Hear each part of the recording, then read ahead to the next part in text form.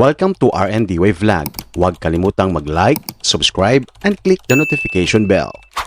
24 na bagong riverine boats ng Philippine Army, bagong pangil sa West Philippine Sea at Mindanao. Habang abala ang mundo sa malalaking warships, fighter jets at missile systems, tahimik namang naglalagay ang Philippine Army ng isang bagong sandata.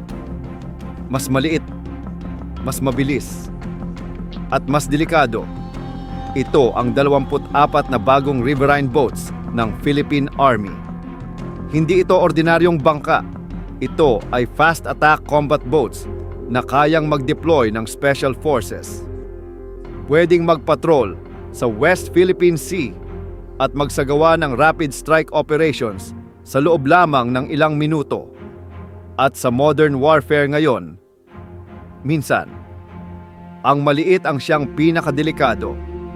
Ang riverine boats ay mga high-speed combat boats na dinisenyo para sa river operations, coastal defense, island deployment, special forces missions, anti-terror operations. Hindi lang ito pang ilog.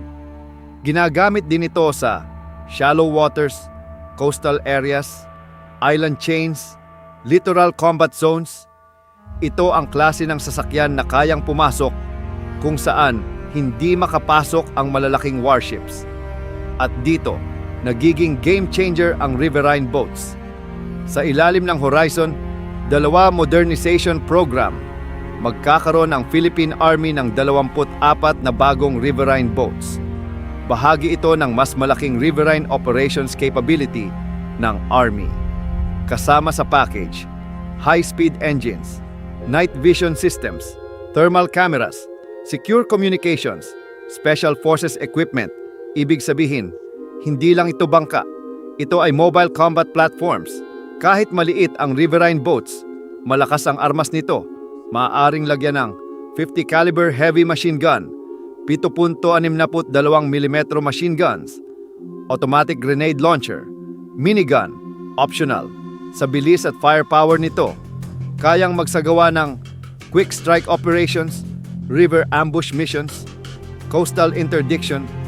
Ito ang dahilan kung bakit ginagamit din ito ng US Special Forces, Navy SEALs, modern militaries.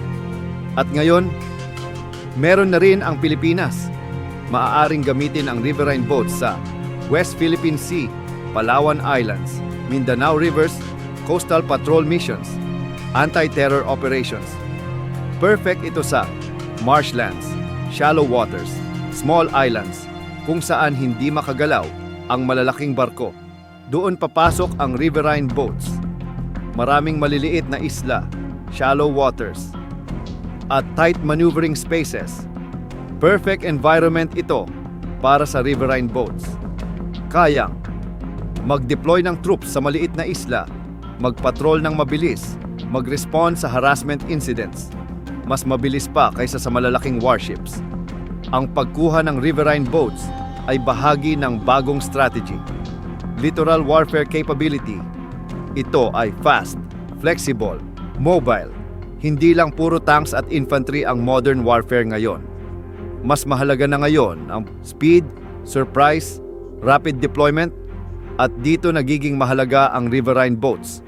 Ang 24 na riverine boats ay nagpapakita ng isang bagay. Unti-unting nagiging modern ang Philippine Army. Hindi man ito malalaking warships, pero mataas ang epekto nito sa battlefield. Maliit, pero deadly. Mura, pero high impact. At sa modern warfare, minsan, ito ang pinakadelikadong kombinasyon. Ang locally built scout boats ay matagal nang nagsisilbing maaasahang plataporma para sa operasyon sa mababaw na tubig, compact, mabilis, at angkop para sa quick insertion missions. Ngunit ang mga bagong namataang sasakyang pandagat ay nagpapahiwatig ng paglipat tungo sa mas pinahusay na kakayahan. Batay sa kanilang laki at disenyo, pinaniniwalaang ang mga bangkang ito ay kabilang sa siyam na Metro Scout Boat class na iniulat na ibinibigay sa ilalim ng kontrata na pinadali ng US Department of Defense.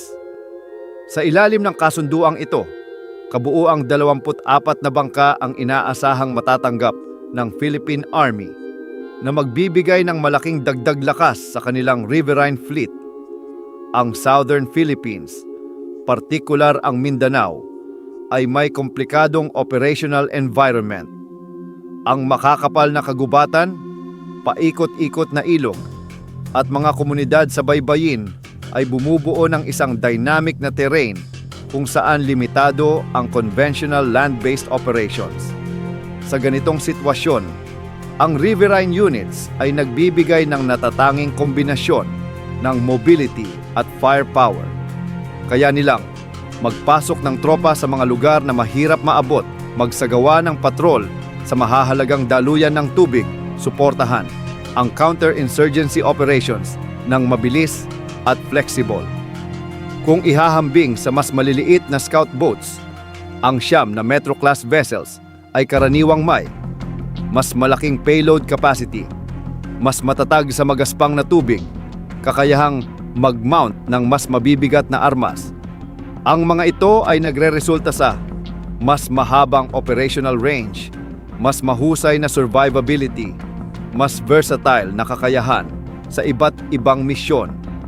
Bukod pa rito, maaari ring magsilbing command nodes ang mga platform na ito sa riverine operations, kung saan kayang mag-coordinate ng maraming units at makipag-ugnayan sa air at land assets. Dito nagiging mas kapanapanabik ang modernization narrative. Hindi lamang basta kumukuha ng bagong kagamitan ang Philippine Army, binabago rin nito ang kanilang operational doctrine.